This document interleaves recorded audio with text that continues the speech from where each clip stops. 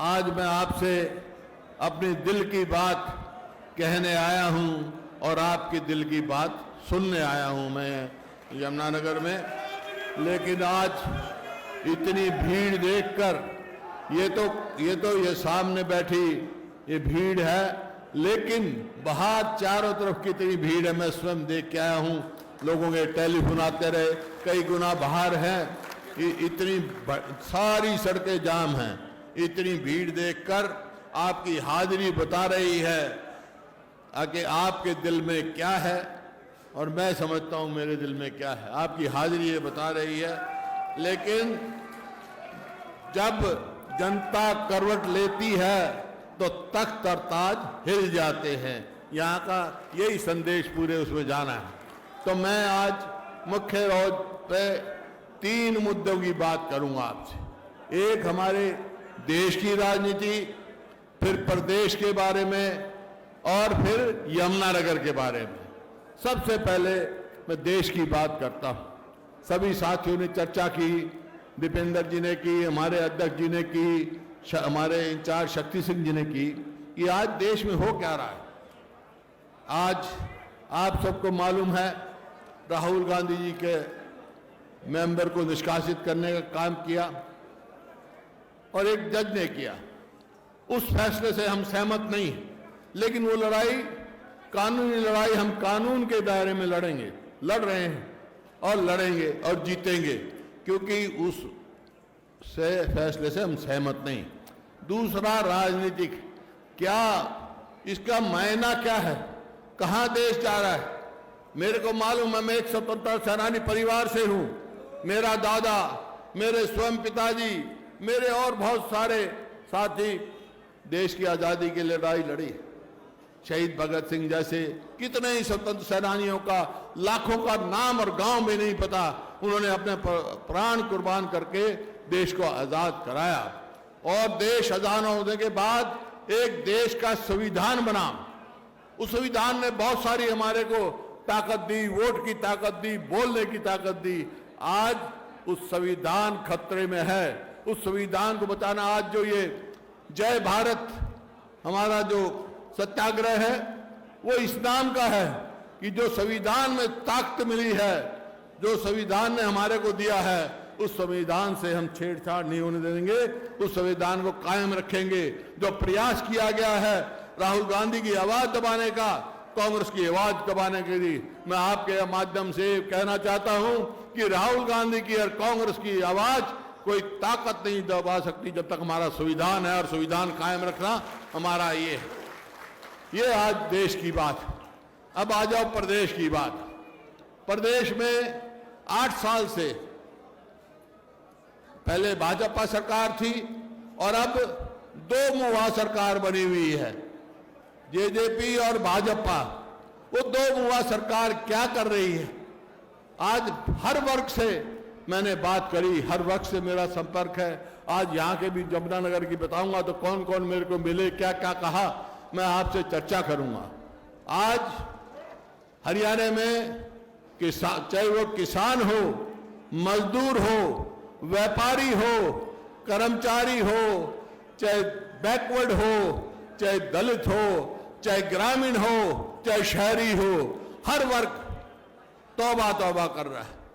और वो एक ही बात कह रहा है कि जी हम तो सोचते थे, ये इन्होंने नारा दिया था कि अच्छे दिन आएंगे, हम तो आज यही कह रहे हैं हमारे वो पुराने दिन आ जाएं जो कांग्रेस के समय में थे। वो बात कह रहे हैं अच्छे दिन छोड़ो।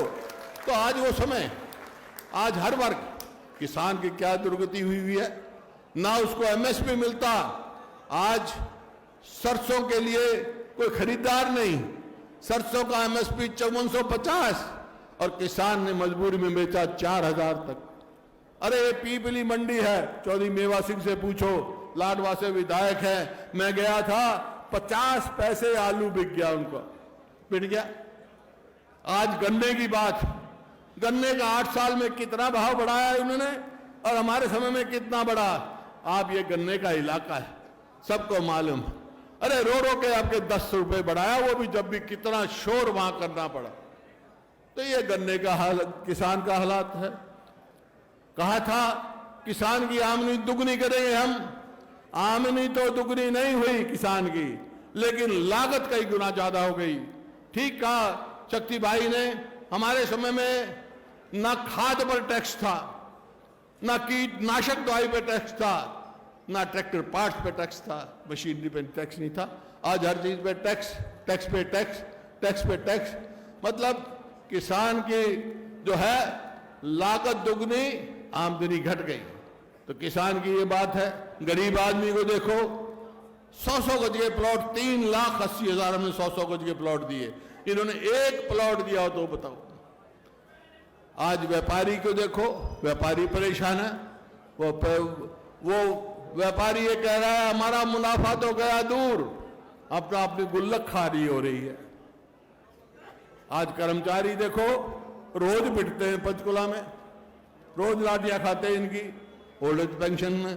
तो किसी वर्ग को देख लो आप, किसी वर्ग को देख लो। ये आज प्रदेश में जो इन्होंने हालत किए हैं आपसे छुपी हुई नहीं है। बेरोजगारी, जो प्रदेश 2014 में हमने प्रति व्यक्ति आय, प्रति व्यक्ति निवेश में नंबर 1 था पूरे हिंदुस्तान में, आज किस चीज में नंबर 1 है भाई? बेरोजगारी में आज नंबर 1 है, अपराध में आज नंबर 1 है, महंगाई की तरफ जा रहे हैं। आज जो भूषण बत्रा जी कह रहे थे कर्जे की बात, हरियाणा उन प्रदेशों में से है जिसके ऊपर बजट से ज्यादा कर्जा है। आज बजट इनका 1,83,000 करोड़ का, और कर्जा खुद मानते हैं ये 2,85,000 करोड़, लेकिन वो कर्जा तो 4 लाख करोड़ के करीब है। मेरे पास आंकड़े हैं, कल मैं वहां बताऊंगा, चंडीगढ़ में प्रेस कॉन्फ्रेंस करूंगा। आज कर्जे में डूबे पड़े हम, आज हमारा बेरोजगारी में डूबे पड़े हैं, महंगाई किस प्रकार से बढ़ रही है ये आपके सामने है। आज आप कहीं भी देखो, कानून व्यवस्था देख लो, कानून व्यवस्था मर्डर में पूरे देश में नंबर 2 पे है हरियाणा, बलात्कार में नंबर 2 पे है, और जो बाकी अपराध हैं उनमें किसी पे नंबर 3 पे है, किसी नंबर 2 पे है, जो कि बहुत शांतप्रिय देश था, प्रदेश था। इस प्रकार से आपने देखा बैकवर्ड क्लास की क्रीमी लेयर 8 लाख थी, उसको घटा के 6 लाख कर दिया। कोई भी वर्ग देख लो आप, नीचे से ऊपर तक, तो ये क्या कर रहे हैं, किसके वर्ग में है? आज ये हालात इन्होंने कर दिया कि बहुत प्रदेश बिल्कुल पिछड़ गया है। जो प्रदेश अग्रणी प्रदेशों में था, आज अपनी जगह से तेजी से फिसल रहा है। रोजगार, अब देखो बेरोजगारी किस नंबर 1 तो है ही, लेकिन कुछ हमारे बेरोजगार युवा मैं रोज देख रहा हूं, अपना देश छोड़ के मजदूरी करने विदेश में जा रहे हैं, घर घर से जा रहे हैं।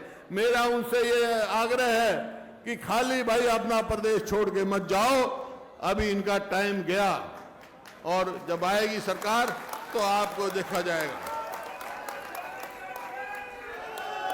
अब आओ यमुनानगर की बात, यमुनानगर की बात सुन लो। अभी मेरे को आज यमुनानगर से मिले ये उद्योग व्यापार मंडल मिला, वो कितना परेशान है। वो कहता है कहीं तो इन्होंने टैक्स ट्रेड लगा रखा है, डेवलपमेंट चार्जेस अलग, जो पुराने 100-100 साल पुराने प्लॉट पड़े हैं उनके ऊपर डेवलपमेंट चार्जेस लगा रहे हैं, गार्बेज टैक्स लाखों रुपए के आ रहे हैं। इसी तरह क्या कर रखा है इन्होंने, एक नया सिस्टम शुरू कर दिया, प्रॉपर्टी आईडी, और गांव में परिवार पहचान पत्र, वो परमानेंट परेशानी पत्र है भाई, उसको कोई काम नहीं, वो बुजुर्गों की पेंशन काटने का हथियार है।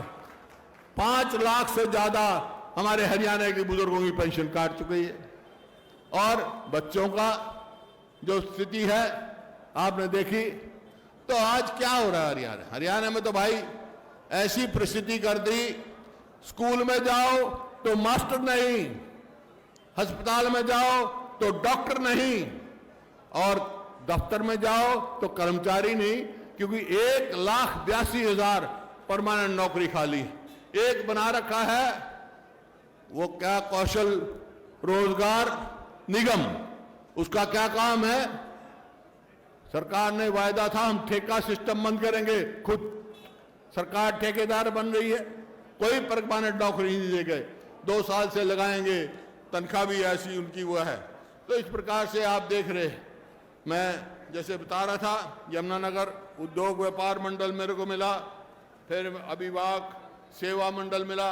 ये जो बच्चों की जो है 6 साल की जो उन्होंने कही है उसके लिए, और 1.5 लाख कर्मचारी तो तरफ से पक्का करने की मांग आई है। इसी प्रकार नंबरदारों के पीछे पड़े हुए हैं भाई, जो हमारी जंगी फौज थी, नंबरदारों के खत्म करने का काम ये कर रहे हैं। एजुसेट चौकीदार जो 2007 में लगे थे उसी तनख्वाह पर है, 7,000 रुपये तनख्वाह पर, उसको पक्का नहीं कर रहे। इस प्रकार से अलग अलग वर्गों की ये आई है हमारे पास। बिजली विभाग के एम्प्लॉयज की अलग आई है, 15 साल से सैंक्शन पोस्ट है उनमें नहीं है। ये तो मैं कल सारी प्रेस कॉन्फ्रेंस में चंडीगढ़ उठाऊंगा बात। ये मेरा कहने का मतलब, चाहे आंगनवाड़ी हो, कोई भी हो, कोई भी वर्ग इस सरकार से संतुष्ट नहीं है। कहीं मैंने कहा अब प्लाईवुड के मेरे को मिले व्यापारी, जो ये तो भाई यमुनानगर तो जो है पॉपुलर ये धान और गन्ना, ये मुख्य फसल होती है। गन्ने की मैंने बता दी, धान के जो आपने देखा जिस प्रकार से हुआ, एमएसपी भी नहीं मिली, लोगों को एमएसपी से कम बेचना पड़ा, और पॉपुलर का जो भाव हमारे समय में था वो पॉपुलर का भाव नहीं, क्योंकि पॉपुलर की इंडस्ट्री जिस प्रकार से हमारा लमसम का हमने लगाया था, इन्होंने 2% सरप्लस टैक्स लगा दिया। 150 के करीब इंडस्ट्री यहाँ से पलायन कर चुकी है। इसी प्रकार से मेटल इंडस्ट्री यहाँ से जा चुकी। पीतल का काम है, पीतल का काम भी बहुत कम हो गया। जैसे बताया गया, अभी मुरादाबाद से हम बहुत पिछड़ गए और नशाखोरी बढ़ रही है, जो कि हमारे समय में नशाखोरी, इस प्रकार से हर वर्ग के भविष्य से खिलवाड़ है। ये रोजगार कौशल योजना क्या है? हमारे नौजवानों के भविष्य से खिलवाड़ की जा रही है। जैसे अग्निपथ, अग्निपथ क्या भाई, 2 साल ट्रेनिंग, 4 साल में घर आ जाओ, बच्चा 23 साल की उम्र में घर आ जाएगा, और फिर क्या करेगा भाई? नौकरी के ना पेंशन ना कुछ। इसी प्रकार से ओल्ड एज पेंशन का मामला है। इनका मैनिफेस्टो देखो, ये बीजेपी जेजेपी सरकार बनी हरियाणा में तो क्या था? बीजेपी तो कह रही थी 75 पार करो, और जेजेपी कह रहे थे इनको यमुना पार फेंको बीजेपी को। अरे अपने स्वार्थ में दोनों यार बन गए, दो मुंह, इस बात से कह रहा हूं, 2 मुंह सरकार, दोनों मुंह से लूटने लगे हुए हैं। यमुनानगर, इसको तो सोने की चिड़िया मान ली उन्होंने। चाहे वो रेती का मामला है, चाहे पत्थर का मामला है, चाहे इंडस्ट्रीज का मामला है, किस प्रकार से लुटाई हो रही है, किसी से बात छुपी हुई नहीं है। तो आज इस बात से हमारे को एक होकर लड़ना है, और जो जो समस्याएं आई है हमारे सामने, उनके लिए महंगाई और कानून व्यवस्था की मैं कह चुका, इनके लिए लड़ना है। और यही आज है भाई, मैं यमुनानगर में आया हूं, सबकी मैंने बात सुनी, हर वर्ग की सुनी। अब मेरी भी सुन लो भाई, मेरी भी सुन लो, कि वक्त आने तो मन की बात मन में रखूंगा। यमुनानगर का मैं जो करूंगा, आपको पता है कि हमारा यमुनानगर हमारा बहुत अग्रणी शहर था इंडस्ट्री में। आज हम पिछड़ रहे हैं, आज रोजगार नहीं मिल रहा हमारे यहाँ। आज यहाँ का किसान, क्योंकि आमतौर पे ये चर्चा है कि भाई इस इलाके का किसान, इस इलाके के लोग बहुत सीधे सच्चे और साफ दिल के आदमी हैं। तो भाई जो आप सच्चे सीधे और साफ दिल के आदमी हो ना, तो हम, मेरे दिल में भी यही है, सबसे आगे रखेंगे हम सच्चे सीधे और साफ दिल के आदमियों को हम आगे रखेंगे, इनको पूरा देंगे। अब देखिए कितने तो पेपर लीक हो गए, कितने पेपर लीक हो गए। इनका मैनिफेस्टो देखो, मैंने कई बार कहा, इनकी सरकार बनते इन्होंने कहा था हम कॉमन मिनिमम प्रोग्राम देंगे। आज तक कोई प्रोग्राम नहीं दिया कि मैनिफेस्टो पूरा ही नहीं किया। हमने जो कहा, मैनिफेस्टो उठा के देखो, 2009 का उठा के देखो, 2005 का उठा के देखो, जो हमने कहा वो किया, और आज जो कहेंगे वो हम करेंगे। भाई क्या कह रहे हैं हम ये कह रहे हैं कि हमारी सरकार बनते पहला काम हम करेंगे, ओल्ड पेंशन स्कीम लागू करेंगे। और जो इन्होंने बुजुर्गों की पेंशन काटी है, इन्होंने तो किया नहीं कुछ नहीं। ये तो जैसे बकरी मिंगन करती है ना, कभी 100 बढ़ा दिए कभी 200।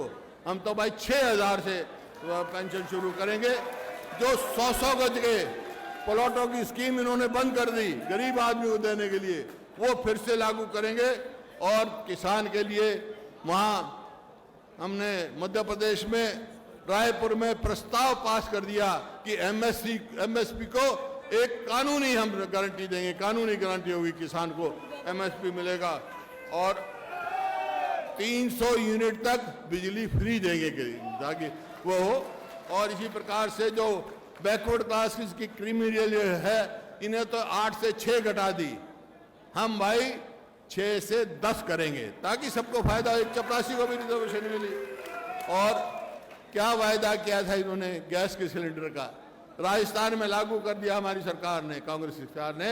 गैस के सिलेंडर की कीमत 500 से ज्यादा नहीं है होगी महिलाओं के लिए, ताकि सरकार हाँ, सफाई कर्मचारी तो इतने साल से लगे हुए हैं, उन पार्ट टाइम लगा रखे हैं, उनको रेगुलर करने की बात है। इस प्रकार से कल उठाएंगे। भाई मेरी तो एक बात है, जैसे यहाँ से बात हुई, संघर्ष देशव्यापी भी करेंगे हम और प्रदेश का भी करेंगे। देश में जो संविधान बचाने के लिए बोलने की जो हमारे को मिली है, संविधान ने दिया है, हमारी आवाज ना रुकाए, उसके लिए भाई हम संघर्ष करेंगे। आपसे 3 दिन के बाद आया हूं, दिल की बात कह गई, मैंने दिल की बात लेना चाहता हूं। संघर्ष में आप हमारा साथ दोगे तो एक काम कर लेना, 36 बिरादरी होकर हर वर्ग मिलकर अपनी कांग्रेस की सरकार बना लेना। आप अपनी सरकार बनाओगे। इन्हीं शब्दों के साथ बहुत बहुत धन्यवाद।